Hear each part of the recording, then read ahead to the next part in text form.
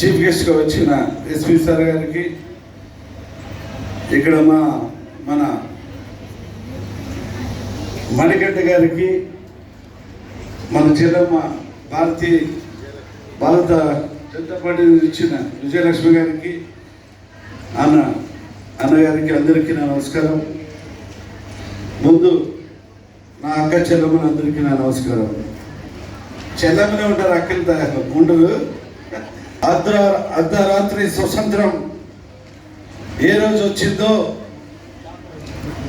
ఆ రోజే మహిళలకు అన్ని విధాలుగా రక్షణగా ఉన్నప్పుడే పూర్తి స్వతంత్రం వచ్చిందనే దానికి ఇప్పుడున్న కార్యక్రమం మన ముఖ్యమంత్రి నారా చంద్రబాబు నాయుడు గారు పెద్ద ఆయన ఆశీర్వాదంతో ప్రతి అక్క చెల్లమ్మ బాగుండాలి,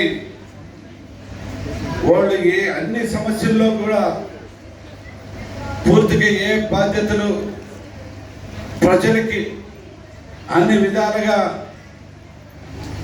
అక్క చెల్లెములు ఉంటేనే ఆ ఇంటికి దీపం ఇల్లాలనే విధంగా ఈరోజు మన రాష్ట్ర ప్రభుత్వం, మన ముఖ్యమంత్రి వారిని కూడా ఎన్నో కార్యక్రమాలు పెట్టి చెప్పడం జరుగుతుంది.